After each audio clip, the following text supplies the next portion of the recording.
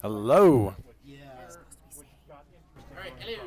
This is interview with Cap for Kids, Colorado Raccoon, and 5280 Rocket. Yeah, this is 5280 5280 Rocket Rocket. and VorianCosplay, but referred to as Cap of Cap for Kids. yeah. All right. So you are or at least national did originate in Colorado. Kind of like, how did it start? Sure thing. So we are local based, Colorado based, but we are nationwide. We support children all over, our families with children fighting pediatric cancer all over the nation. We do fundraising in some states, not all. But we got started years ago.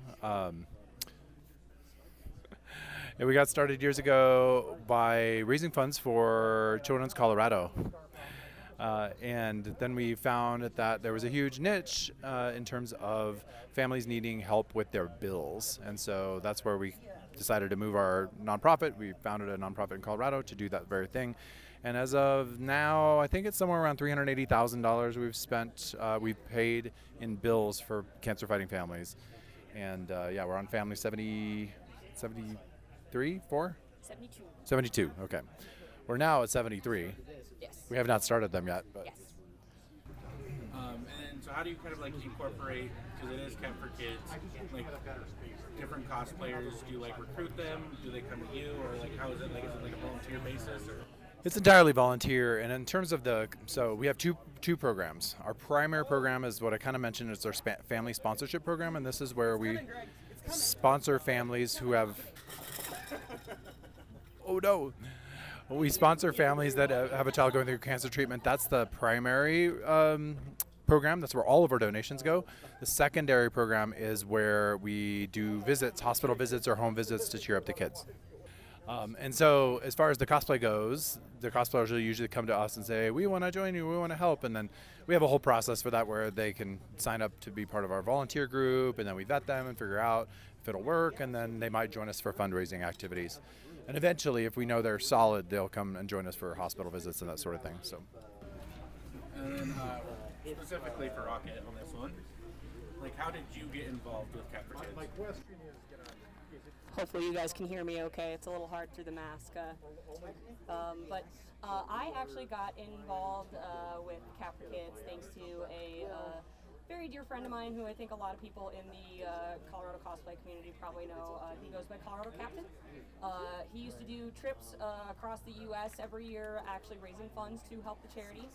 I kind of joined him with his work and kind of started pursuing taking part in Cap for Kids. Ironically enough, I talked to them in 2019 and was supposed to start volunteer work with them in 2020, and we all know what happened there. So I started working officially with these guys as a volunteer in 2021, and I am actually operations manager for the charity at this point. I help put that money towards our families, get their bills paid. I keep in contact with our hospitals, all that other good stuff, and I love every minute of it. It's really good to be able to help the families out. And they're a raccoon, which is really cool. And I'm a raccoon. I think this is one question I have specifically is like when you go to these, not just conventions, but like when you go out to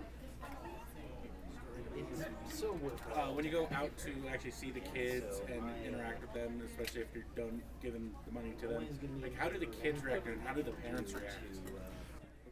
You want to go? Want to take that? I mean, for me, it's kind of a mixed bag. Obviously, some kids are going to be kind of scared of mascot-style costumes or, like, you know, a big raccoon.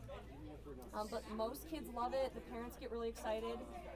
We are always happy to be able to, you know, go out, give a little bit of brightness to these kids while they're going through treatment. You know, our hospital visits, that's exactly what we center around.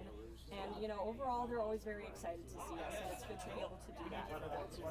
Yeah, I would add that the children are usually like, if you'll allow me to curse a little bit, they're badasses. They nothing phases them.